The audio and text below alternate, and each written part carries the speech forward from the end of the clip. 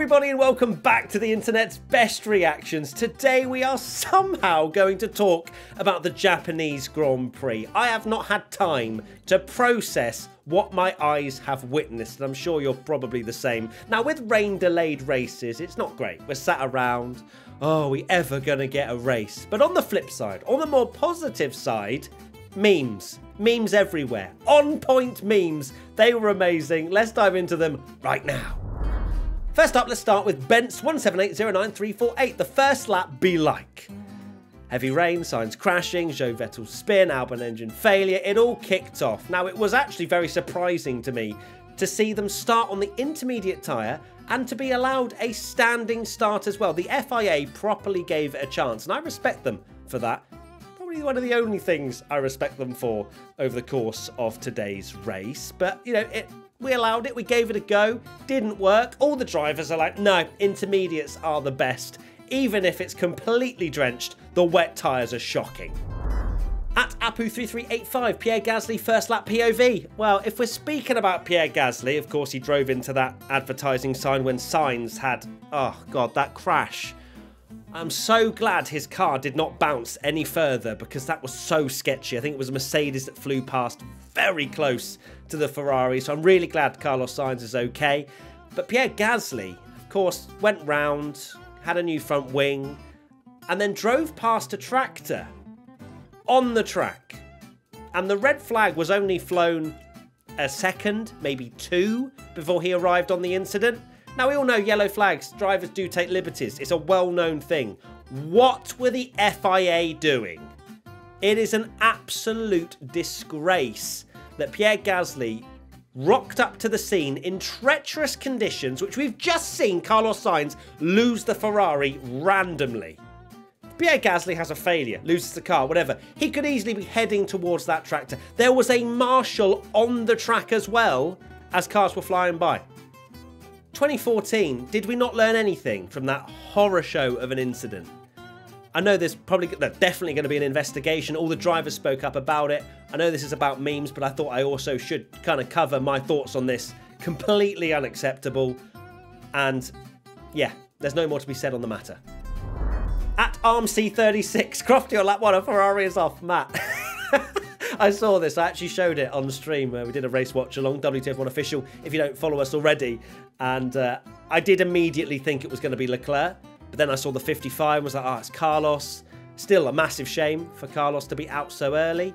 A good opportunity to maybe have scored a podium, although Perez looked a lot quicker than Leclerc as well.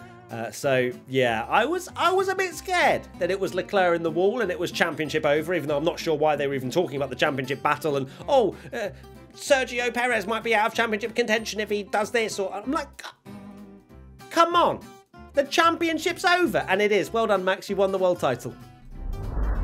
At Formula Wonderland, me waking up for lap 1, then going back to bed.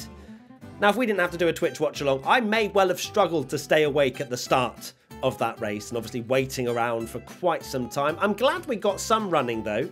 That's something. I didn't think we were going to get any at one point and it was going to be Spa 2021 all over again.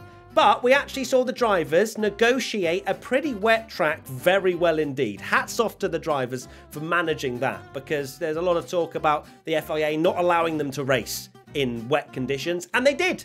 I literally made a video about it, what, 2 days ago? And the FIA saw it and thought, no, it's wet tyre time. At Bart Pod, the FIA allowing a wet start? Says it all. That's what the fans thought. At Monachia, I swear the wets are not real tyres. Use the wets or draw 25. All the F1 teams. Vettel and Latifi pulled an absolute masterstroke by pitting pretty much straight away. And you're thinking, come on, there's a lot of puddles going on here. But almost immediately, they were quicker than everybody. Vettel setting the fastest lap. Latifi thrusting himself into the points from 19th on the grid to finishing P9. Latifi scoring 2 points, which we didn't think was going to be 2 points because of the whole confusion, which we'll get onto, don't worry. But wow, what a masterstroke from Williams and Aston Martin. At MattOgie7_5, the wet tyres live under the stairs. Can I come out? I love it. It's like, red flag FIA. Oh dear. They're so hated, aren't they, the wet tyres? They're too hard. They just don't generate any grip, even in aquaplane-y conditions at some points. They need to change the wet tyres somehow. They need to make it more viable, not only for the fact that we want to see a strategy race and potentially a more interesting crossover period, but also for the safety of the drivers. The fact that they were forced onto the intermediates so early, almost too early maybe, there needs to be something done by Pirelli. At That Lalo Boy, international fans who are used to waking up early, seeing all the UK fans complain about waking up early for one race. It's very true. I absolutely commend any fan that has to get up early or stay up really late to watch Formula 1 races. I don't think back in the day when I was young, if Formula 1 races were on at 5, 6 a.m. every single weekend, I'm not sure I would have become an F1 fan. I love my sleep far too much. At Kanye East, me waking up at 5:30 on a Sunday for F1, hoping for a good race. Heavy rain, red flag, Tractor Simulator 2022. But we did get some racing, eventually. And it was pretty interesting. At Apu3385, Gasly on his way to the FIA, and rightfully so. This whole thing, of course, I have spoken about the incident, but also, the analysis was a little bit weird. They were kind of sort of blaming Gasly for arriving on the scene too quickly, even though it was still yellow flags, and had no time to react to a red flag as he arrived on the incident, at the incident even, and I don't know, it was a bit of a weird one. And then the FIA were investigating Gasly for driving too quickly under red flag conditions, which would have been after the tractor. I don't know. It all just felt a little bit fishy to me. What did you think? Let me know in the comments, all right? And whilst you're here, like the video if you enjoyed all the memes, and enjoy this episode as well. At Phoenix TVX, FIA need to explain themselves, really. Nose jewellery. No. Tractor on the track while cars are still out. I'm not going to say anything, all right? A lot of people were saying enough on social media. At IceGuy07, wet race in a nutshell. You can just imagine the amount of memes, right? There's just memes everywhere. Of course, we're all waiting around. This is after, what, one lap of racing? Half the episode has practically been about that because we haven't had anything else to do apart from just talk on social media. Can you imagine F1 2022 without Twitter and things like that? As much as it is very, very toxic on Twitter, it also is amazing for moments like that. At Heva Marius, the FIA just never want to take responsibility for their actions. Blame Gasly for driving on the track, admitting fault for creating an unsafe track condition. Straight to the red button. I wonder what the investigation will be like. You know what I mean? You know how Abu Dhabi 2021, the FIA investigated the FIA. Will they investigate themselves again? Do they get an outside party to talk about something that means that the FIA can't just kind of go, meh, you know, we'll learn from it.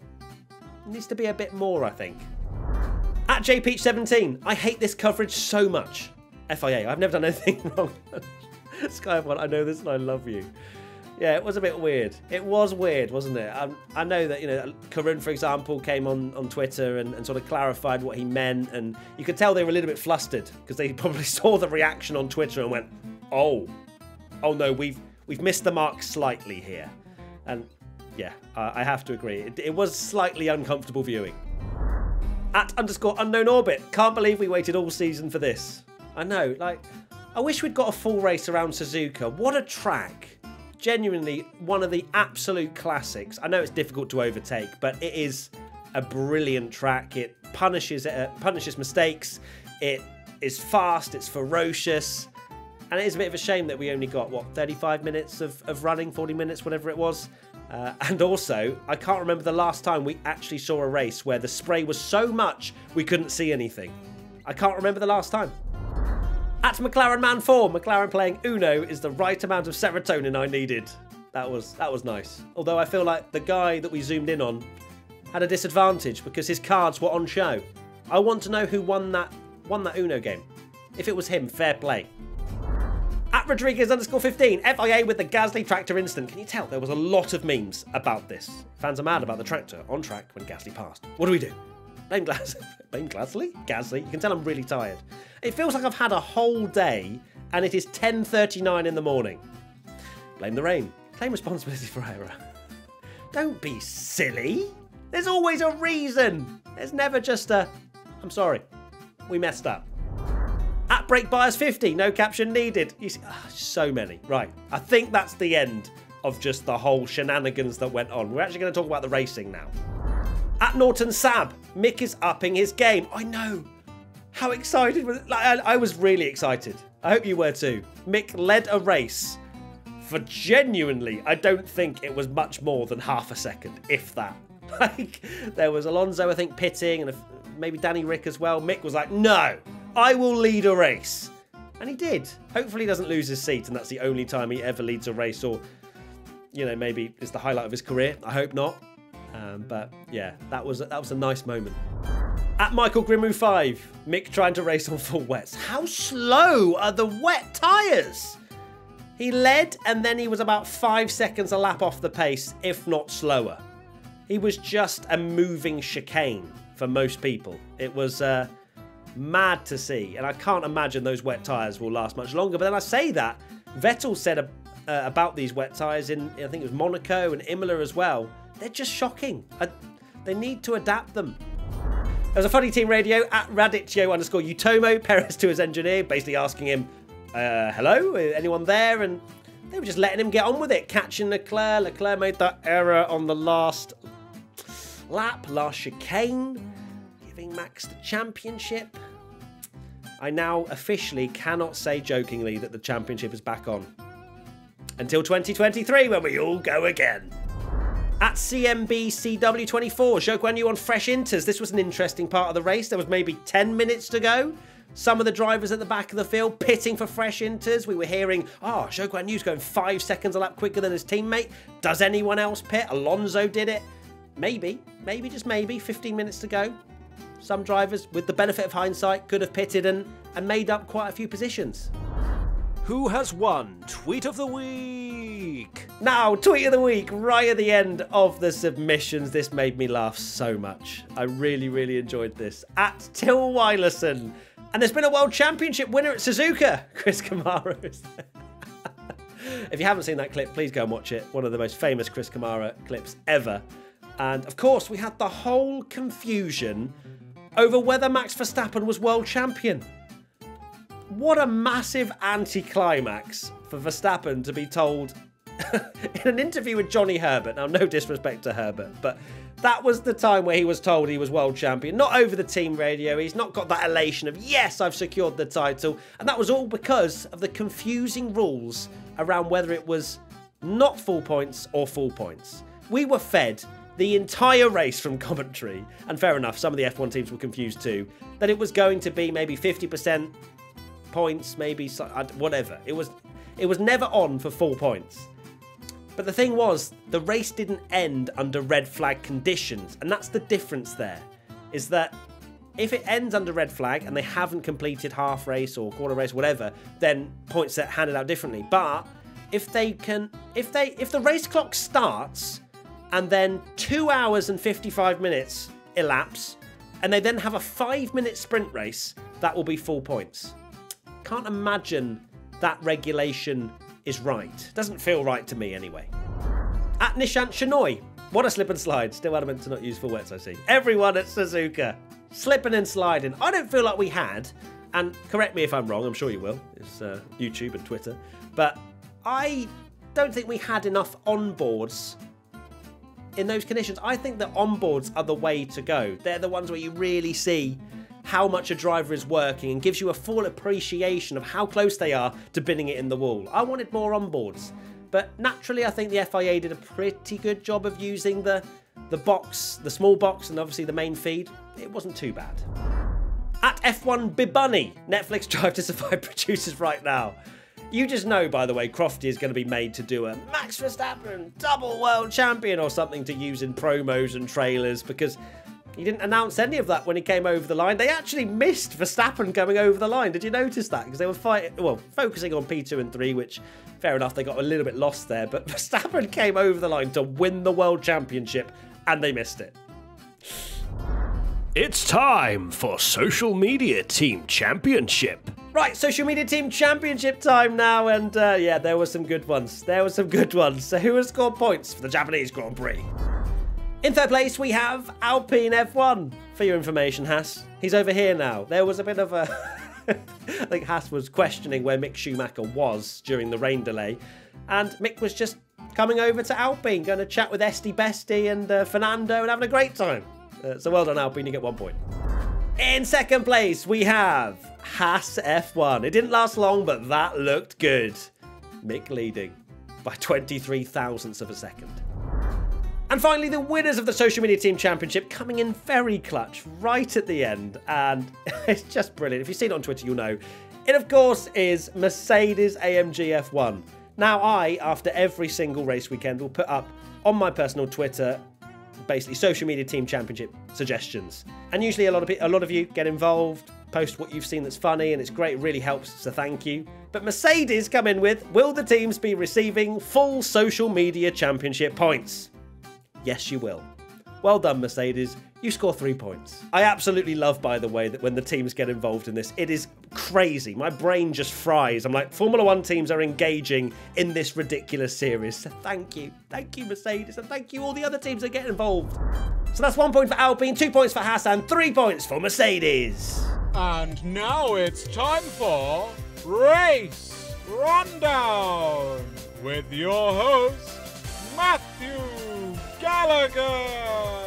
Right, race rundown time now, and not a lot of DNFs considering the craziness of the race. So let's see how this goes. The finishers of the Japanese Grand Prix were Verstappen, Perez, Leclerc. What was that? Verstappen, Perez, Leclerc, Ocon, Hamilton, Vettel, Alonso, Russell. Woo! Verstappen, Perez, Leclerc, Ocon, Hamilton, Vettel, Alonso, Russell, Latifi, Norris, Ricciardo, Stroll, Snowden, Magnussen, Bottas. Oh no! Verstappen, Perez, Leclerc, Verstappen, Perez, Leclerc, Ocon, Hamilton, Vettel, Alonso, Russell, Latifi, Norris, Ricciardo, Stroll, Snowden, Magnussen, Bottas, Show, Gasly, Schumacher. I don't care. That is enough for me. And the non-finishers were Albon Sainz. Right, that is it. Thank you so much for watching the internet's best reactions to the Japanese Grand Prix. Thank you for your amazing memes. Thank you for the support on the Twitch channel as well. WTF1 Official if you don't follow already. And also a big shout out. We have got our annual for this season ready to pre-order. WTF1.com/annual. Go get that. Go get it signed. KT has been working very, very hard on getting that sorted for the end of the season. And that is pretty much it. Thank you so much to Fanatec, as always, for sponsoring this series. Hashtag WTF1 if you want to get involved and potentially win an amazing Fanatec prize for winning Tweet of the Week. And that is it. We'll see you very soon. Cost cap drama tomorrow, so I'm sure we'll be live on Twitch. And we'll see you very soon. Bye!